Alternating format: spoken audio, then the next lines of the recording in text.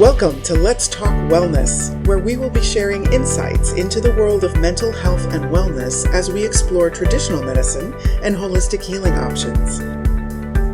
It's time to have new conversations about mental health.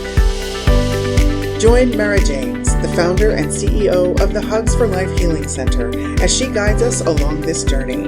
And now, let's talk wellness.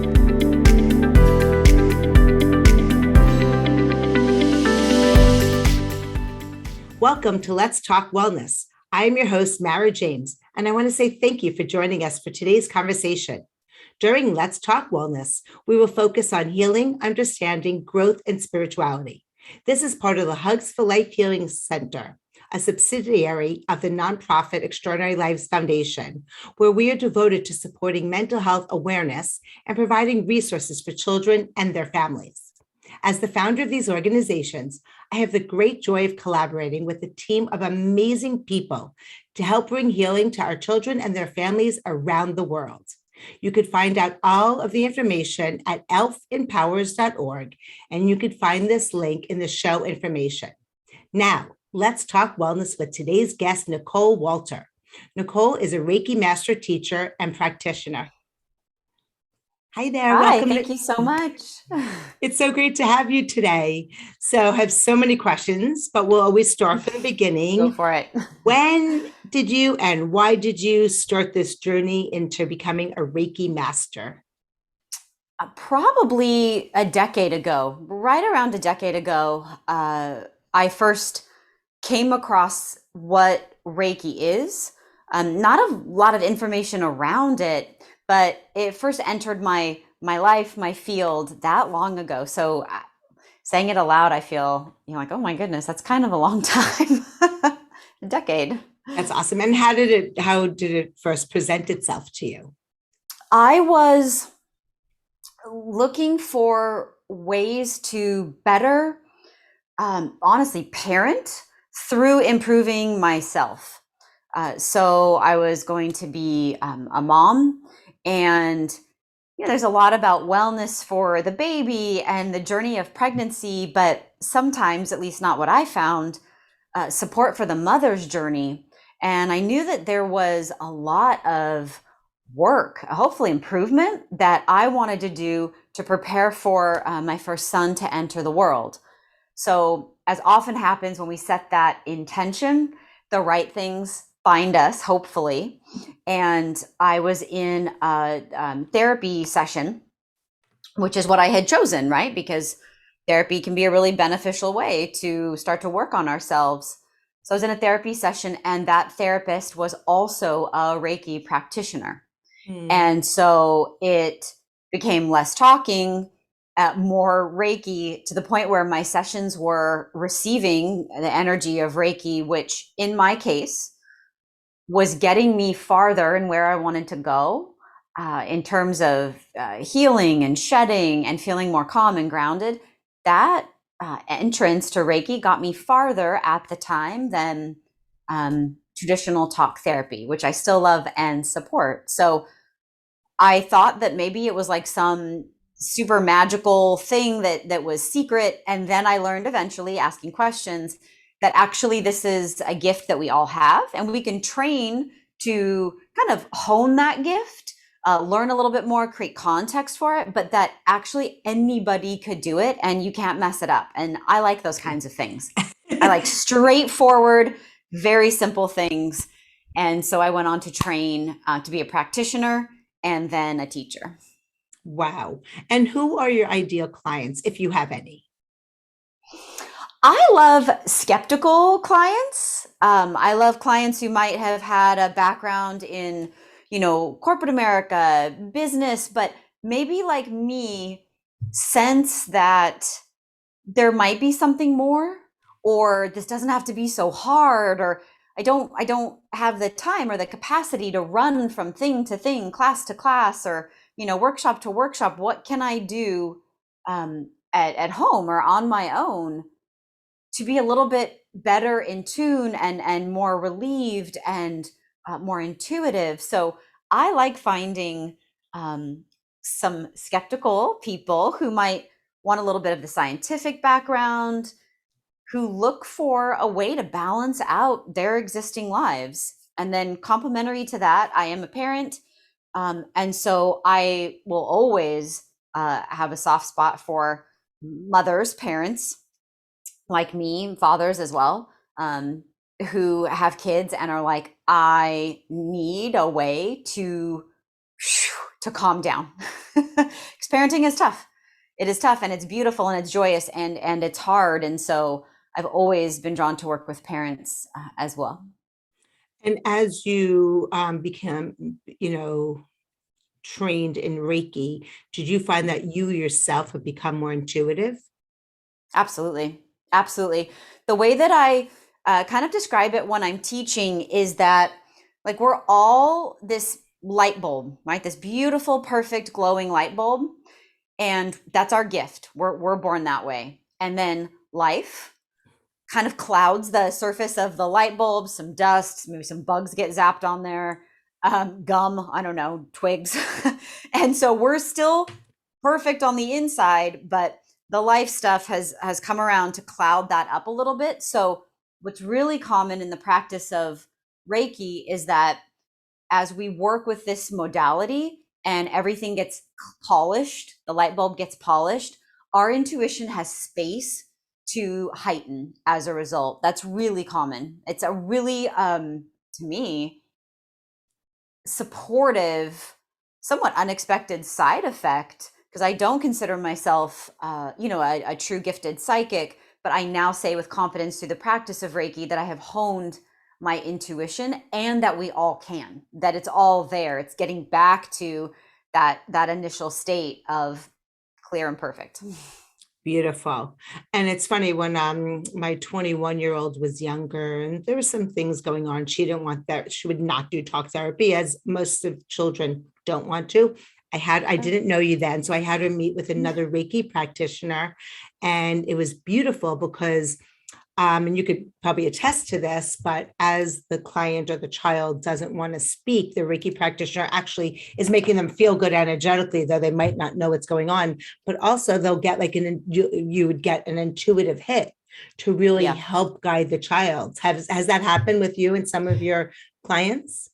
It has. It actually, very first off, this was a way, it started out with me, with my journey, but my son, who had then gotten a little bit older, came to use this practice with me as his practitioner almost nightly.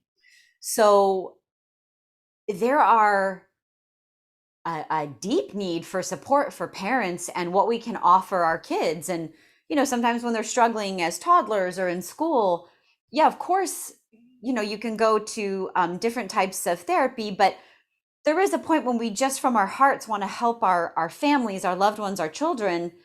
And so I was able to use this as a way to create a little bit more comfort and a feeling of balanced safety for my son. And to answer your question, Mara, that intuition on what he needed, and then giving him some space to calm down and feel more comfortable in his ever-growing toddler, body, helped him become a little bit more intuitive as well. Just feeling safe enough to listen to himself and who to befriend, who to, what situation to walk away from. So both of us, our intuition kind of turned on through this practice. Wow. Is it true that women are born more intuitive than men? Do you know about that? I think if we are in touch with our divine feminine, male or female identifying, the qualities of what you might hear or associate as being feminine, yin, water-like, earthy, those nurturing qualities do lend themselves to the female archetype.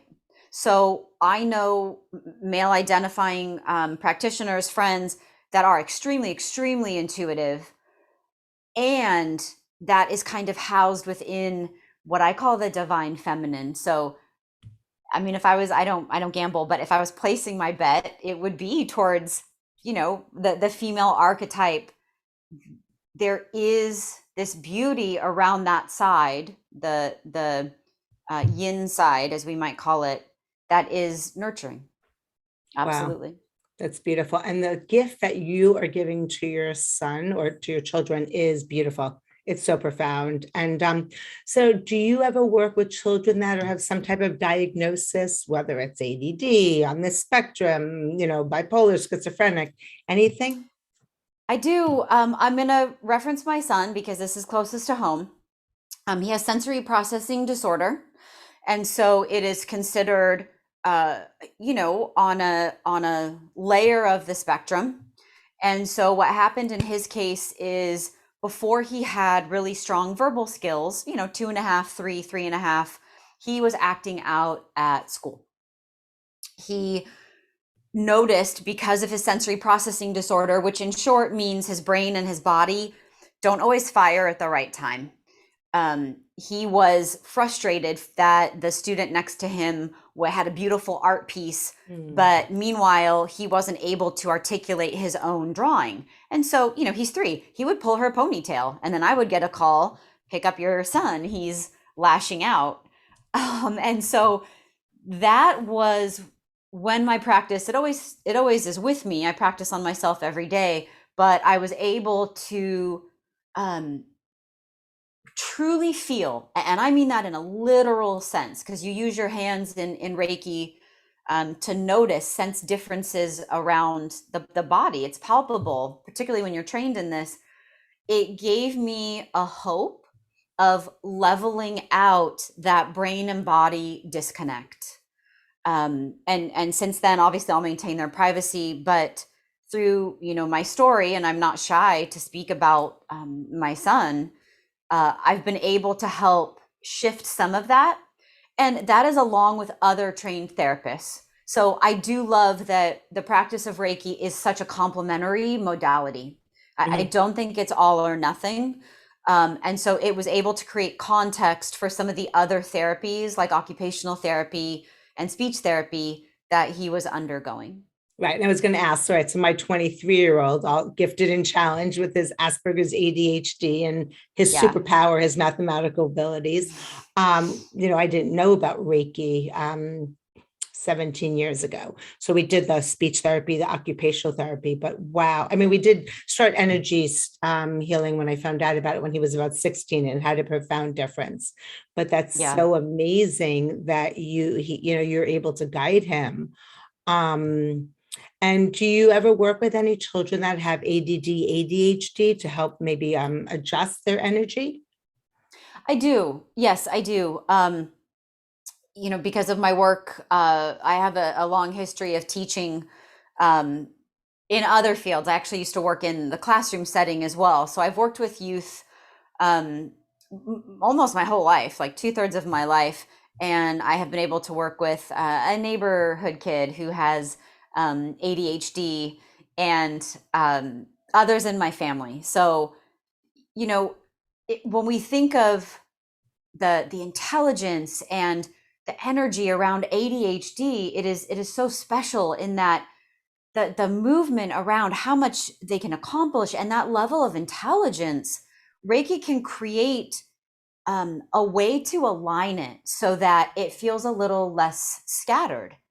And that offers some hope for those of us with ADHD or even sensory processing disorder. That gives us a hope to feel at home and purposeful in our bodies, sometimes for the first time, which is, to me, so empowering and to others. Absolutely. And is that something that you would say would complement versus take the place of traditional medication? I would say complement. If someone is,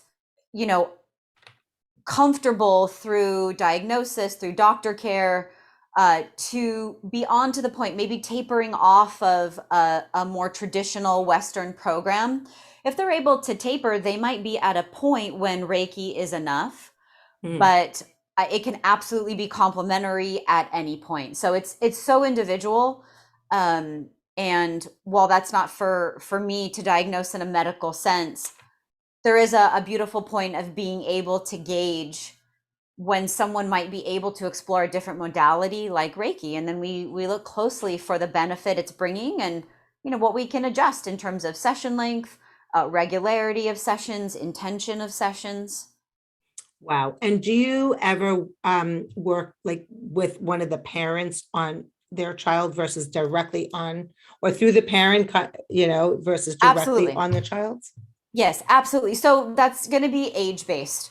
I mean, Okay. I'm in the state of California, but I work worldwide. So it really depends on um, like legal age, like age of consent for that state. But even if, I have a client who's 19 and this is newer to him. So as long as he's comfortable, I work with his mom to get feedback on how it's going. So it's always ingrained in the family unit if that's what works for them. If someone were 20, 21, 22, that wouldn't be the same consent area. But I'm always happy to include the team of the family because it matters towards the holistic wellness of the whole family unit. I mean, for example, my son, SPD, sensory processing disorder, that is a family diagnosis to navigate. It goes For sure. beyond just, my son. For sure. And we met, I think, through one of my husband's employees who's a midwife. So it leads Yes, me to ask, I'm so grateful for that introduction.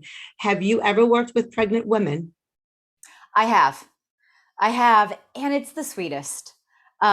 It's, because this is a practice of sensing where energy might be realigned to be able to work on a pregnant woman. There is just, it's that light bulb, that perfect being about to come into the world. And that is the strongest, purest energy. I love it. I have had the sweetest experiences working on pregnant women.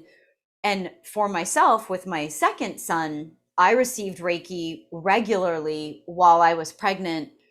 And it, for the better, vastly shaped the experience of my pregnancy. So I don't, it's consent based. Of course, if someone is interested in that, is considered safe. And it is such a soothing complement towards some of the things we might be stressing about, worrying about when we're pregnant, especially for the first time. It takes all of those thoughts and gives them this really sweet exhale.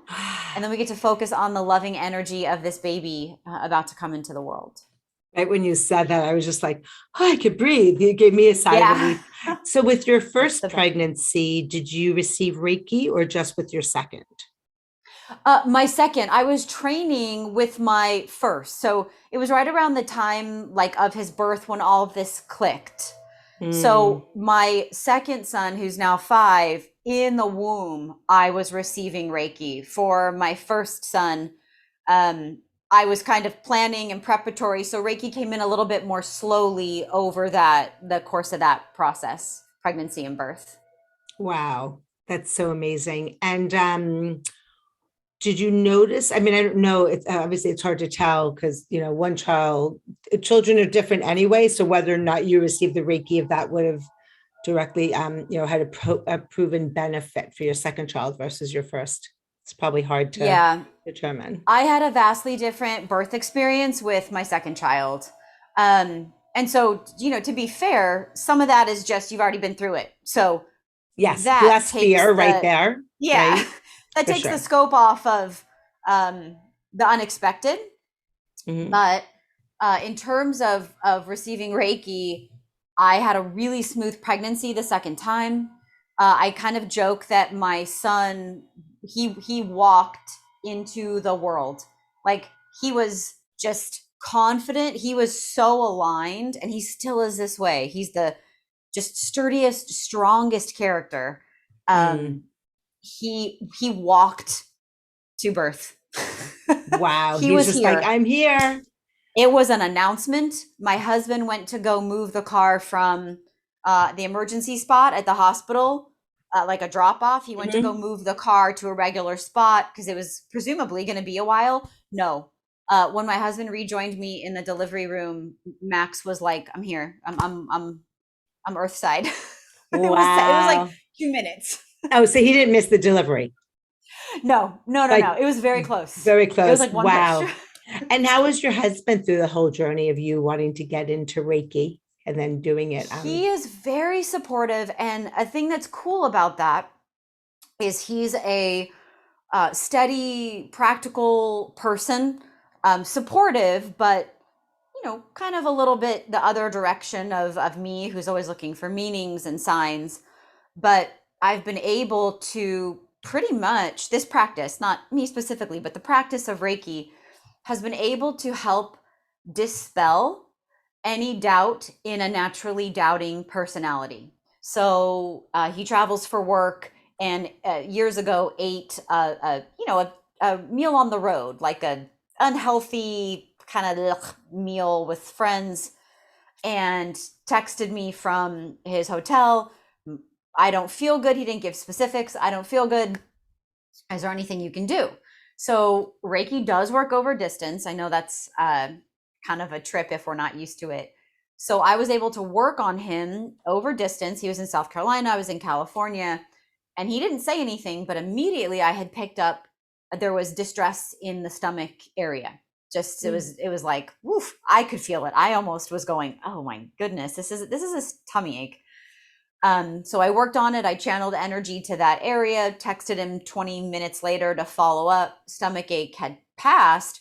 And that's when I questioned, is the reason you felt lousy your stomach, which he had never said, and it was, and he felt better. So without, tipping me off, through the practice and being sensitive to energy and through training, I knew stomach, let's work to shift this, and was able to clear it. And other things, if his phone is busy at work and it's chirp, chirp, chirp from text messages, I can send energy. A practitioner can send energy to the phone, which is a vibrating energetic thing. A cell phone has its own vibration, and I can help soothe that so that it gets a little quieter and a little calmer. And his days will often get better at work with some channeled energy to his phone.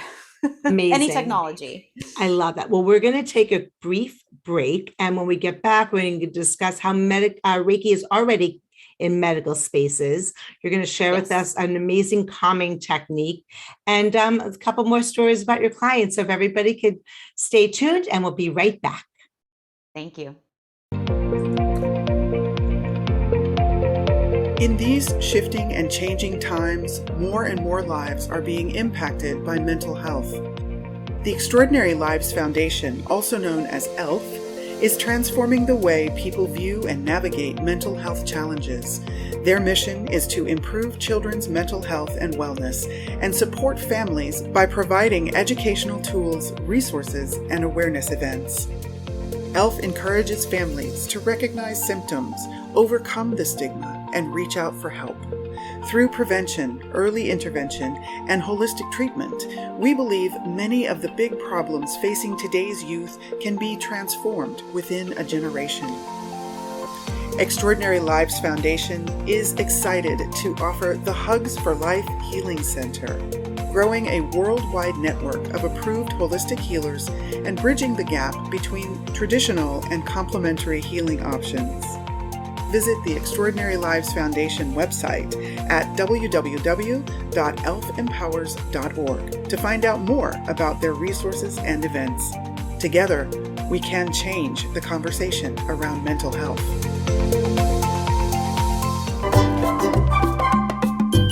We hope that you're enjoying today's Let's Talk Wellness podcast. And if you have a topic that you would like us to explore, we would love to hear from you. Simply email us at info@elfempowers.org. That's info@elfempowers.org. And now, back to the show. Welcome back to Let's Talk Wellness. I'm your host, Mara James, and today we are talking with Nicole Walter, who is a Reiki Master teacher and practitioner. Hi, Nicole. Hi, thank you. So, Nicole, we started discussing how Reiki is already in the medical and wellness space. Can you shed some light on that? I can. It's something that I think is so important. Reiki is a modality that is gaining more traction in traditional medical spaces, hospitals, hospice, wellness centers. And that means that once there's more attention on it, we get to start to look at it as a credible practice and start to study it. So, we're kind of in this midpoint. It's a little bit more well known. Hospitals have started to adopt it, or they might allow patients to ask for the treatment, or maybe bring in a practitioner like me prior to treatment.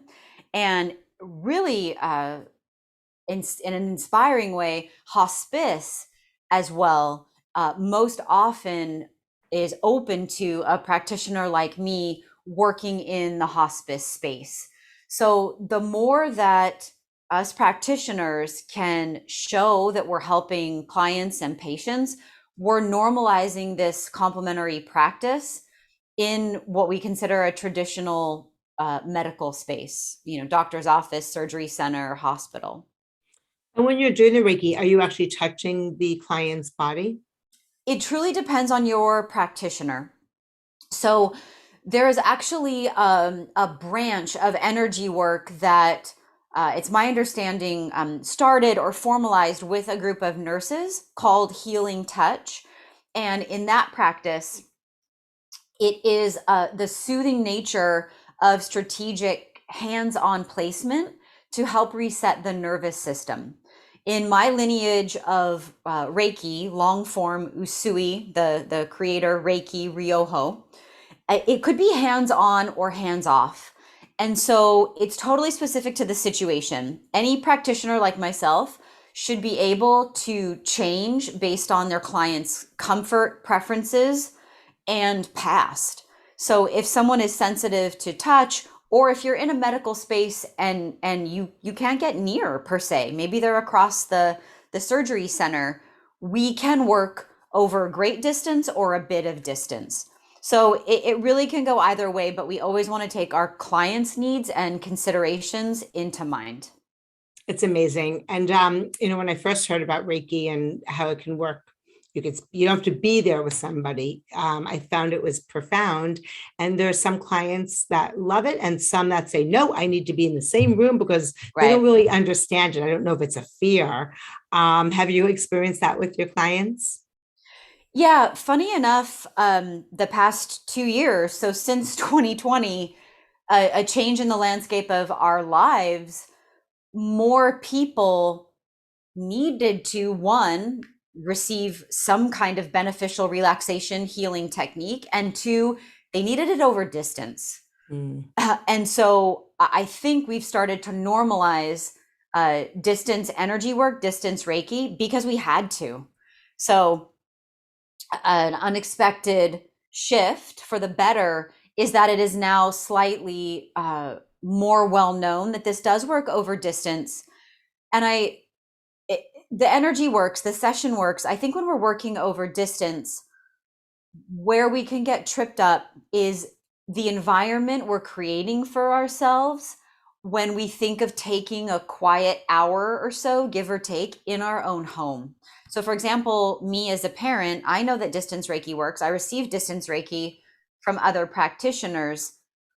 But if I'm doing it and I didn't feed the dog and he's crying at the door, if I didn't make arrangements for my children to have some deep, quiet space, just like if we're practicing yoga at home or meditation, we do need to add that layer of, to the best of our ability, a sacred space so that we're a little less out of our outside, noise, busy mind, and we can drop in. So if someone does feel, I got to get out of my house, absolutely, they might be inclined to be in person. That makes total sense. So it's either. Beautiful. So I'm going to put you on the spot. Yeah, okay. And we'll see how this works. So if I just said to you, asked you now, can you scan my body and see if there are any blocks? Would you say schedule a session, or is that something that you'd be able to do? Although I would love a session to really dive in, yes, I could do it. Absolutely. Would I be a little extra smiley and, wiggly because we're on video? Sure. But yes, I could. And if you really had something that you wanted to dive into, that was repetitively coming up for you. Of course, a longer session would create context to do deeper work. But yes, also either. Beautiful. So do you have a second to scan Sure. and see what's here? And I'm an open Yeah. book. So yeah, I'll give you full permission. So for friends who are watching this, just to narrate for a quick second, because I might close my eyes, what I'm going to do is I'm going to glance at Mara and just use that energy and the visualization of Mara to create a deeper connection. It's like an intention. She's here, but she's also kind of like the image is the surrogate for me to help connect.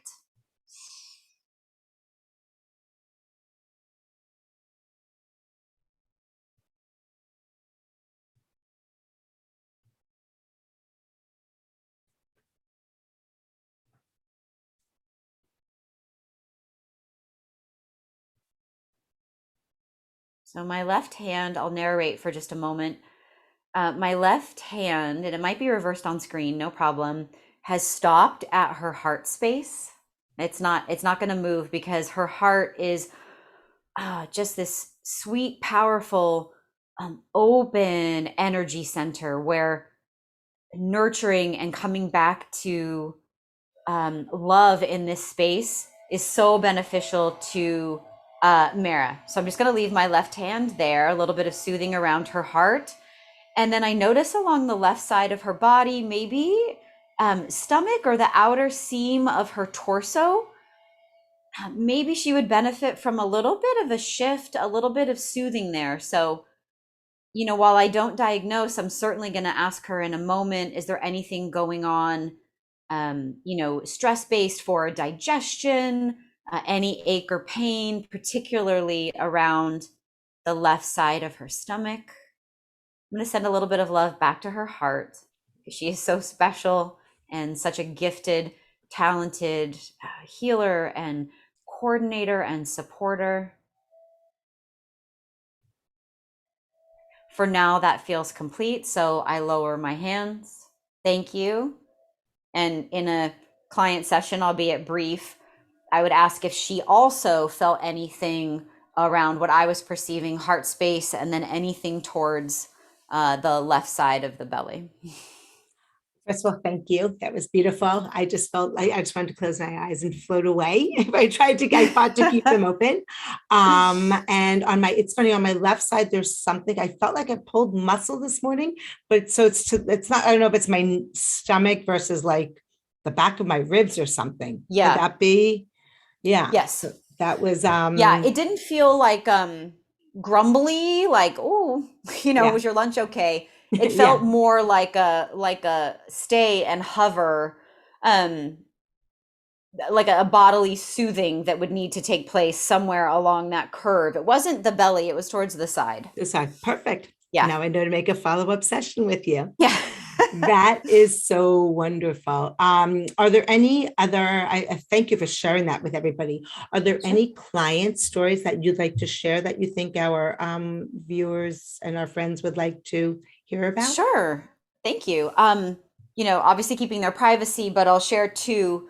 I am happy to work with anyone who's skeptical. So for example, pre-pandemic, I was able to volunteer at a hospice and go into their homes or their centers, their care centers, wherever they were at. And so I was referred to just this sweetest, full of life spitfire of a client. She was early in the hospice journey, and she was open. She's like, I don't know what you're doing, sweetie. Feel free to do it. I'm gonna take a nap. You do your thing. So she was just delightfully doubtful or ambiguous, I guess. She, laid down. It was easier for her. That was, I often travel with a massage table, but you want the person to be comfortable. So if someone's in a hospice setting, their bed, their couch, anything is fine. So I did my session. She dozed off, and that's fine too. That relaxation response is normal, which is good. It's a compliment to the practice. So I followed up with one of her nurses, part of the hospice group, and she had profound sciatica relief. That was something that she was able to experience, was a shift in pain. It's probably down her right leg. I forget the leg, but I think it was the right, as a result of the session.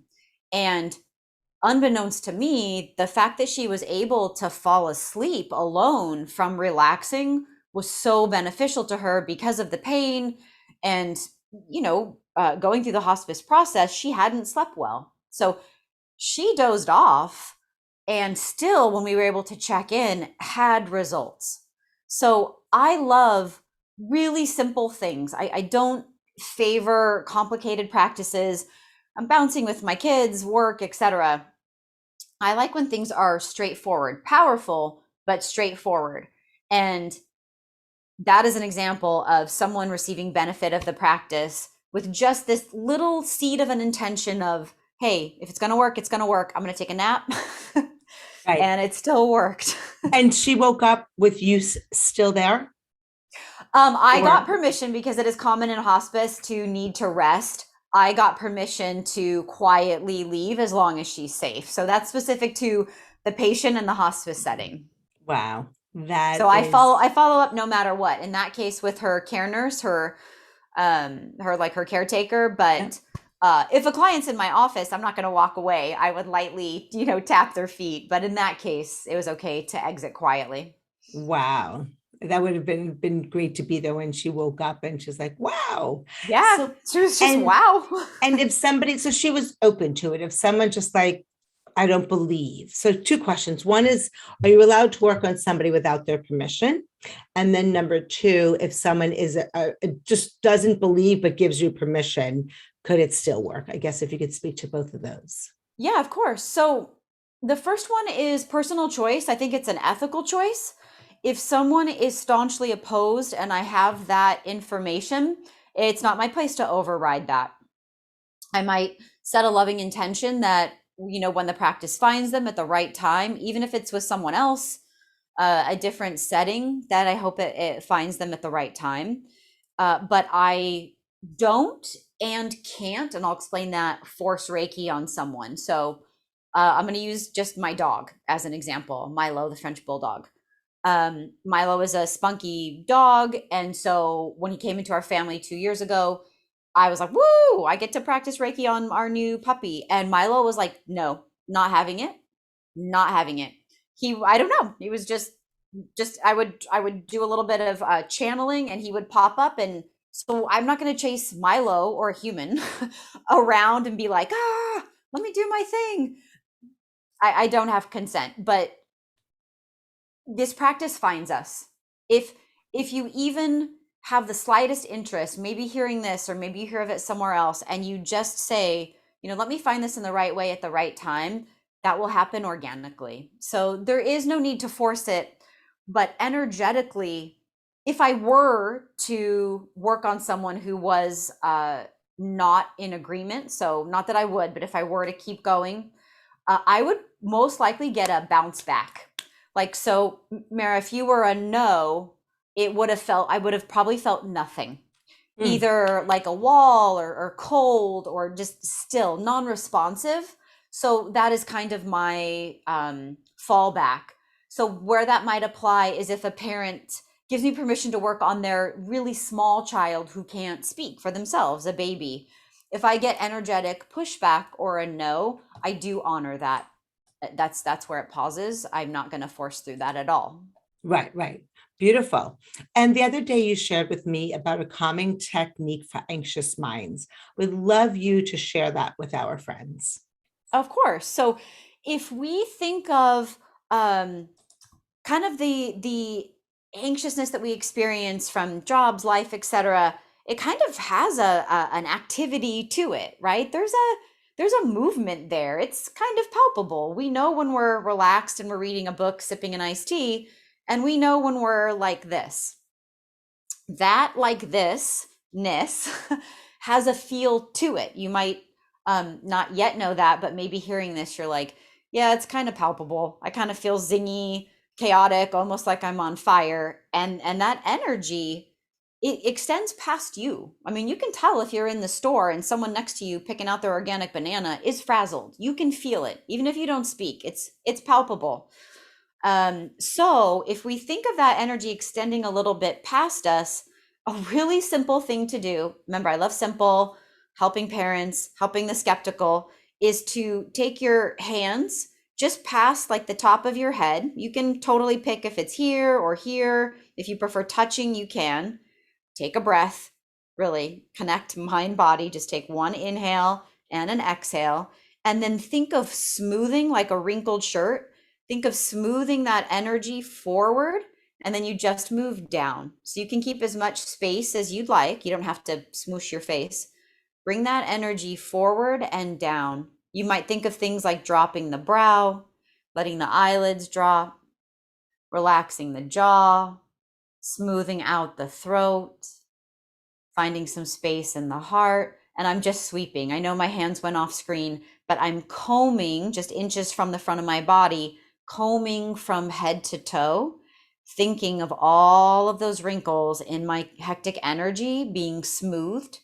And then when we end at the feet, you don't have to, bend all the way down, but when you get close to the feet, pausing one more breath and think of your feet anchoring down. So you take the wrinkles forward, down, smooth, smooth, all the way to the feet.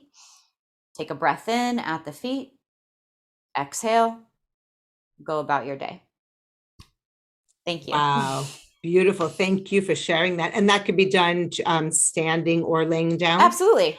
Yeah. And I always think of when I transfer from like the car or work into the house.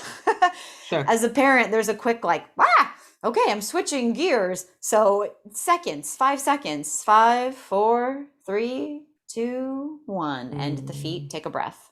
And you could do that to yourself or somebody else if they're open to it. Absolutely. Yep. Beautiful, beautiful, beautiful. It's been such a pleasure speaking with you. Thank you. Where do you work out of an office, or do you work I only do virtually? for in-person clients. I'm local to San Clemente. Okay. So if that is drivable for someone, I work in a sweet healing center off of Del Mar, but I also travel in home to, the greater OC area or North San Diego and over distance. So if you're like my husband with that phantom stomach ache and you're in South Carolina, we can absolutely work over distance as well. So San Clemente, I'm happy to come to semi-local homes. And if that is outside of your area, over distance. Beautiful. And can you share with us your website and social media handles? Of course. So it has a funky spelling, but it means something. So if you think of illuminate, like to light up, it starts with AU, which is the scientific element for gold, just this soothing, strong energy. So it's AULUMINATE, illuminate Reiki.com, and the Instagram is the same. Okay, beautiful. And we'll put that in, have that printed out. And what's the best way to get in touch with you? You can email me. My phone number and my email are on my website. I'm pretty quick online. I have a background in corporate America, so I'm really quick at emails. If you want to send a message or a text, I have a booking program online so you can get a feel for when we might be able to meet. And I want to emphasize, I love, love, love questions, particularly skeptical questions. I have a journal on my website where I really do try and shape context around these practices, particularly if someone's new. So get a feel for me, what I offer, my approach, and I welcome questions, emails, texts, etc. Beautiful. It's been such a pleasure, Nicole. Thank you to you. Thank you to all of our friends out there. And don't ever forget that you are amazing. Thank you. Thank you for joining us for this episode of Let's Talk Wellness. This podcast has been brought to you by the Hugs for Life Healing Center, a division of the Extraordinary Lives Foundation, a 501c3 nonprofit organization. If you would like to listen to more conversations like this, we invite you to subscribe to our mailing list at www.elfempowers.org to be notified when our weekly episodes are published. Thank you for joining us, and we look forward to bringing you our next conversation on Let's Talk Wellness.